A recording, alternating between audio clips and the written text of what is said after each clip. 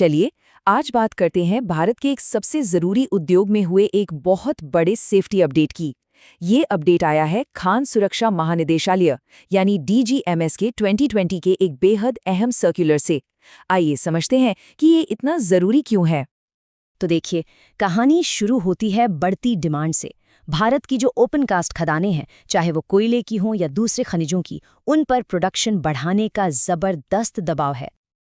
और जब प्रोडक्शन बढ़ाना हो तो क्या होता है, ज्यादा मशीनें लगती हैं, मतलब ज्यादा डंपर, ज्यादा एक्सकवेटर।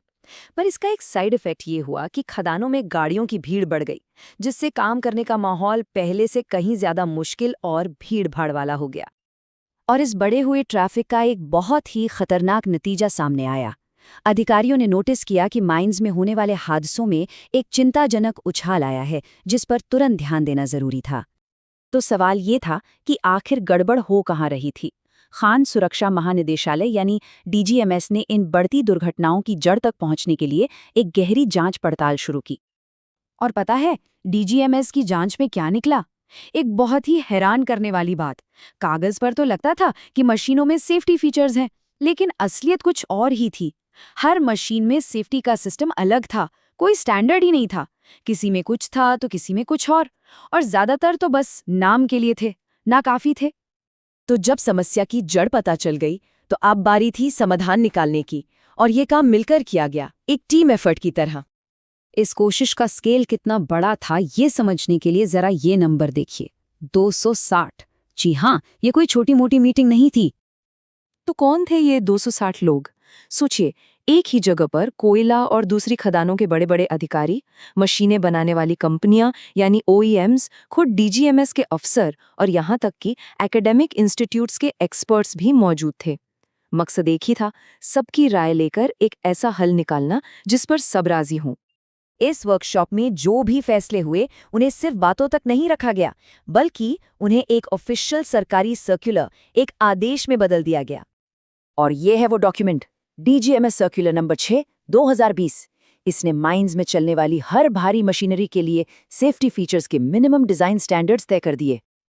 अब इस सर्कुलर की जो सबसे दिलचस्प बात है वो ये है कि ये नियम सेफ्टी की एक मिनिमम लाइन तय करते हैं, मैक्सिमम नहीं। मतलब कंपनियों को कम से कम इन स्टैंडर्ड्स को तो मानना ही पड़ेगा, पर उन्हें इससे भी बेहतर सेफ्टी फीचर्स लगाने के लिए बढ़ावा दिया जाता है। लक्ष्य है लगातार सुधार। तो चलिए अब इस सर्कुलर के दिल में उतरते हैं और देखते हैं कि कौन सी खास टेक्नोलॉजीज अब कंपल्सरी कर दी गई हैं। सबसे पहली और सबसे जरूरी टेक्नोलॉजी है रियर विजन कैमरा। इसका काम बहुत सीधा है, ऑपरेटर को गाड़ी के ठीक पीछे का वो एरिया दिखाना जो उसे शीशे में नहीं दिखता, जिसे ब्लाइंड स्पॉट कहते हैं। यही वो जगह है जहां अक्सर हादसे होते हैं। और डीजीएमएस ने ये भी साफ कर दिया कि ये कोई मामूली कैमरा नहीं होगा, ये एक स्मार्ट सिस्टम होना चाहिए। जैसे ही गाड़ी स्टार्ट हो, सिस्टम अपने आप चालू हो जाए और अपना सेल्फ चेक कर ले। गाड़ी आगे चले तो ये बंद रहे ताकि ड्राइवर का ध्यान न भटके, लेकिन जैसे ही रिवर्स गियर लगे ये फौरन एक्टिवेट हो जाए। और सबसे बढ़िया बात, अगर अंधेरा है तो ये ऑटोमैटिकली इंफ्रारेड मोड पर चला जाए ताकि पीछे सब कुछ साफ साफ दिखे। दूसरी अहम टेक्नोलॉजी हादसों के इंसानी कारण पर फोकस करती है, यानी ऑपरेटर की थकान। ये सिस्टम टेक्नोलॉजी का इस्तेमाल करके ये पता लगाता है कि कहीं ऑपरेटर को नींद तो नहीं आ रही या उसका ध्यान कहीं और तो नहीं है। इस सिस्टम के लिए भी कड़े नियम हैं। इसे सिर्फ ऑपरेटर की आंखों से ही नींद का पता नहीं लगाना, बल्कि उसके ड्राइविंग पैटर्न को भी समझना है।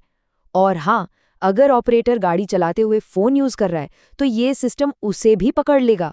सबसे जरूरी बात, इसका अलर्ट सिर्फ केबिन के अंदर ड्राइवर को ही नहीं, बल्कि बाहर सुपरवाइजर को भी सुनाई और दिखाई देना चाहिए।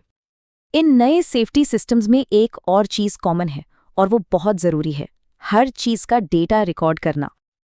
ये टेबल देखिए, इससे पता चलता है कि जवाबदेही पर कितना जोर दिया गया है।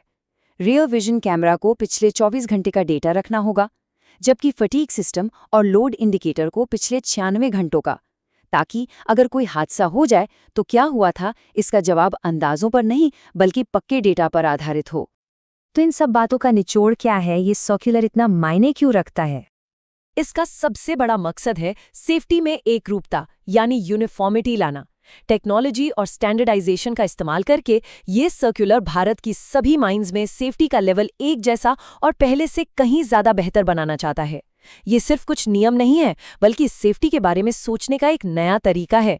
हादसा होने का इंतजार करने के बजाय उसे होने से पहले ही रोकना। तो इस सर्कुलर ने सेफ्टी के लिए एक नई बुनियाद तो रख दी है, लेकिन ये हमें एक बड़े सवाल के साथ छोड़ जाता है।